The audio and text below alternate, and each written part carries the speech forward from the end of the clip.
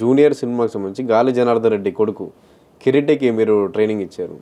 ఎలా ఉంది అతను తెలుసు అంటే గాలి జనార్దన్ రెడ్డి మాజీ మంత్రి, పెద్ద వ్యాపారి, కిరీటి అంటే ఎలా తీసుకున్నారు? అతని బ్యాక్గ్రౌండ్ నాకు ఒక్కరోజు ముందుకు మాత్రమే తెలుసు. ఆయనని 1 మంత్ ముందు మేము మాట్లాడుకున్నాం.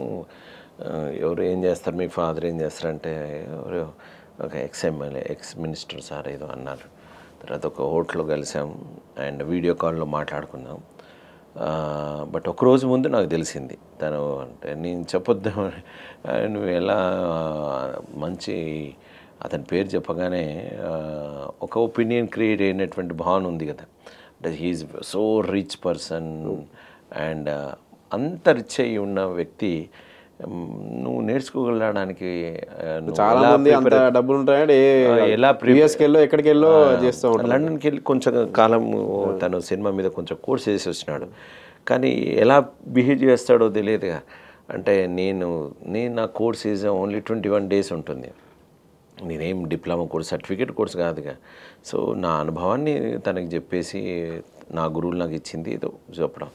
సో అతను చేస్తాడా చేయడా, అతని యొక్క బిహేవియర్ ఎట్లుంటుందని కొంచెం డౌట్ పడ్డాను. బట్ ఈ గ్రౌండ్ టు ఎర్త్గా తను నేర్చుకున్న ప్రతి ఈ 21 రోజులు ఆ ట్రైనింగ్ పీరియడ్ హంబుల్గా చాలా చక్కగా అత్యంత తనకు కావాల్సిన టార్గెట్ను గుర్తులు పెట్టుకొని ఎప్పుడూ హంబుల్గా వేసి చాలా కష్టపడ్డాడు.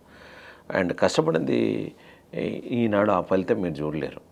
ఇప్పుడు చాలా ఇప్పుడు ఆ క్వశ్చన్లో మీరే నన్ను అడుగుతున్నారంటే అతను ఇండస్ట్రీకి గట్టిగా పరిచయం అయితేనే కదా మీరు అతని గురించి అడుగుతాడు. ఎంట్రీ సినిమాతోటే చాలా. సో అతను బాగా చేయలేదనుకో ఈ ప్రశ్న మీరు అడిగేవారుగా. సో అది ఈజీగా రాలేదు అతనికి. అతను అనుకున్నది సాధించినాడు. మేము చెప్పడానికి కావాల్సినటువంటి ఒక వేదిక అంతే.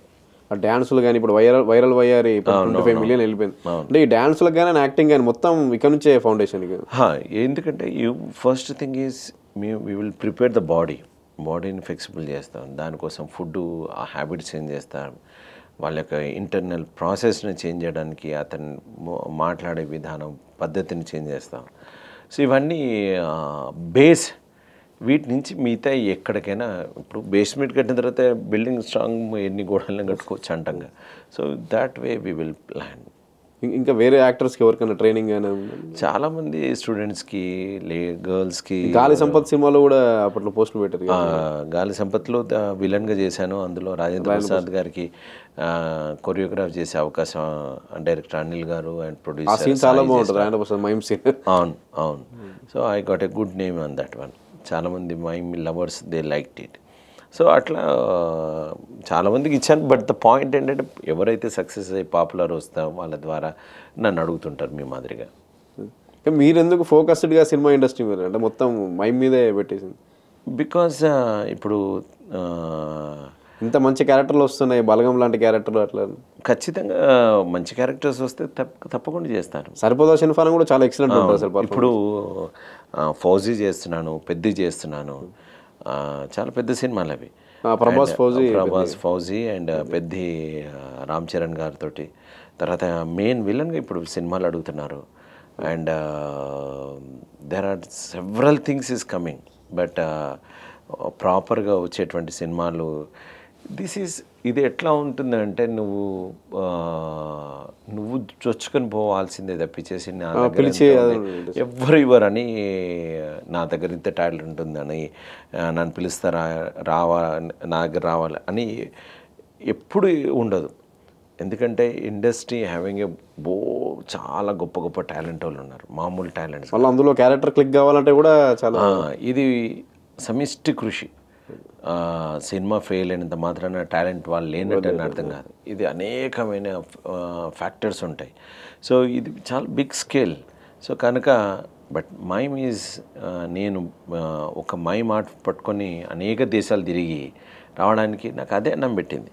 సో అవకాశాలు ఇండస్ట్రీ కంటే ముందు మైమ్ తోటే చాలా ఇప్పుడు కూడా మైమే. సో జనాలు నన్ను వాళ్ళకి అవసరం ఉంది, ఇతని క్యారెక్టర్ చేస్తారు అనేటువంటి భావన వాళ్ళకి కలిగిందనుకో ఖచ్చితంగా చేస్తాను. And at the same time నేను ఇండస్ట్రీకి చాలా తక్కువ మందికి పరిచయం, కానీ సినిమాలు పాపులారిటీ రావడం వల్ల అరే ఇతను బాగా చేస్తున్నారు, ఇతను పెట్టుకుంటే బాగుందని ఇప్పుడు ఆలోచన పుట్టి జనాలు తీసుకెళ్తున్నారు. సో అట్లా now is moving on. Dubbing ఆర్టిస్ట్గా కూడా కెరీర్. హీరో విక్రమ్కి ఒక మూవీ చెప్పాను, కిచ్చమ్ సుదీప్ గారికి చెప్పాను, కన్నడ హీరో, అండ్ ఆశీస్ విద్యార్థి కొన్ని చెప్పా, ప్రొఫెషనల్ డబ్బింగ్ యూనియన్ కార్డ్ మెంబర్ని, చాలా సీరియల్స్ చెప్పా. కానీ దట్ ఈస్ అ హాబీ. ఒక కాడ అది సినిమాకి డబ్బింగ్ చెప్తే అది అక్కడే స్ట్రక్ అయిపోతాం. సో నాకేమో travel, I want to move and ఈ జీవితం చాలా చిన్నది. I need to learn more things. Sincerely I'm saying. అనేక మంది గురువులను కలవాలి, అనేక నేర్చుకోవాలి, అనేకం ఉంటాయి. సో అట్లా అందుకోసం నేను ట్రావెల్కి ఇష్టపడతాను, ఒకే కాడ ఉంటాను. సో అందుకే వాటి సోషల్ మీడియా పోస్టులు కూడా చూస్తుంటాం. ఒకసారి బెంగళూరు, కేదార్నాథ్, రిషికేశ్ అంతా వెళ్తూ ఉంటాం. సో బికాజ్ కారణం ఏంటంటే యాజ్ అన్ ఆర్టిస్ట్ నువ్వు ఫ్లరిష్ కావాలంటే నిలకడగా ఉన్న నీళ్లు పాడైపోతాయి. సో పారుదల ఉండేటువంటి మాదిరిగా ఉంటేనే కళాకారుడు ఫ్లరిష్ అవుతాడు. సో ఎప్పటికప్పుడు నువ్వు అప్డేట్ చేసుకుంటూ ఉండాలి అండ్ నీ శరీరాన్ని ఎప్పటికప్పుడు చైతన్యం వైపు ముందుకు పంపించుండాలి. లేకపోతే స్టాగ్నేట్ అయిపోయినప్పుడు ఏమవుతుందంటే మొనాటనెస్ వస్తుంది, నీకే చేయరాదు, చేయలేం.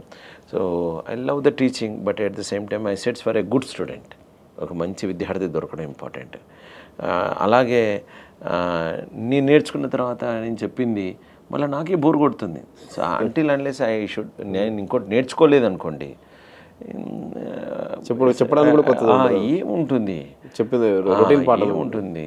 So at the same time అప్పుడు చెప్పింది ఇప్పుడు మళ్ళీ చేయాలంటే ఇంకో విధంగా అర్థమవుతుంది. కాలం మారుతున్నప్పుడు వీ నీడ్ టు అప్డేట్ అండి. So I need to check my strength also. ఓసారి నడుచుకుంటూ వెళ్ళిపోతాను, ఓసారి హార్స్ రైడింగ్ మీద ఫోకస్ చేస్తాను.